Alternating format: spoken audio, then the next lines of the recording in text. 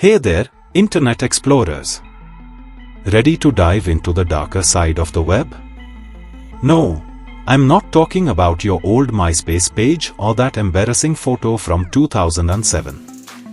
Today, we are taking a trip to the mysterious, misunderstood, and often overhyped world of the dark web. Buckle up, because this isn't your average Google search.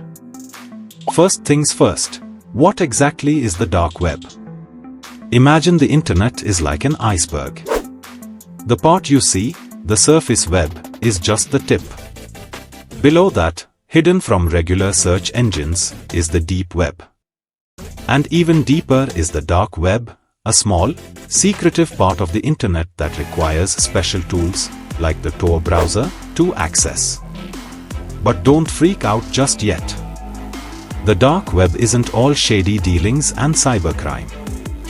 It's also a place for privacy-focused communication, where people can browse anonymously or access restricted information in oppressive regimes. Okay, now let's debunk some myths.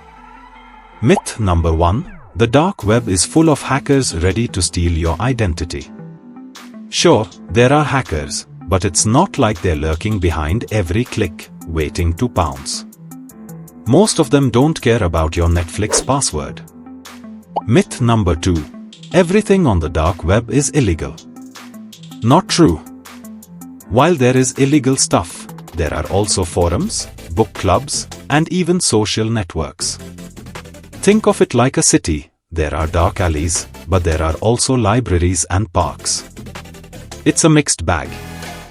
And finally, myth number 3, if you visit the dark web, the FBI will show up at your door. Nope. Just browsing the dark web isn't illegal. It's what you do there that matters. As long as you are not buying stolen credit cards or other shady stuff, you are good. Now, let's get real. The dark web does have some dark corners. You've probably heard horror stories about illegal marketplaces like Silk Road, where drugs, weapons, and even hitman services were sold. While Silk Road has been shut down, other markets pop up in its place. But here's the thing, law enforcement agencies are also on the dark web, and they're getting better at catching criminals. It's like a cat and mouse game, with both sides constantly evolving. But it's not all gloom and doom. The dark web is also a lifeline for people living under oppressive governments. Journalists, activists, and whistleblowers use it to share information and communicate safely. Ever heard of WikiLeaks?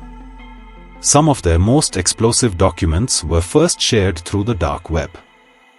Alright, before you rush off to download Tor, let's talk about the risks. First off, if you are just curious and want to poke around, be careful. There are a lot of scams, phishing attempts, and malware traps out there.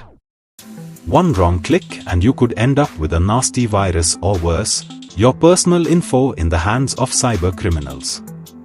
And even if you are careful, the stuff you see on the dark web can be pretty disturbing.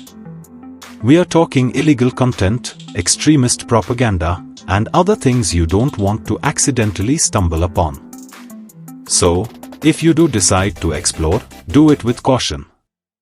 Use a VPN, don't share any personal information, and stick to reputable sites if you can find them. Remember, curiosity may have killed the cat, but on the dark web, it could also empty your bank account. So, there you have it, the dark web in a nutshell. It's not the boogeyman some people make it out to be, but it's definitely not Disneyland either. Whether you see it as a necessary part of the internet or a risky rabbit hole, one thing's for sure, it's fascinating. If you enjoyed this deep dive into the hidden corners of the web, don't forget to like, subscribe, and hit that notification bell. And hey, if you've got any wild internet stories, drop them in the comments, I'd love to hear them. Until next time, stay curious, stay safe, and stay out of trouble on the web.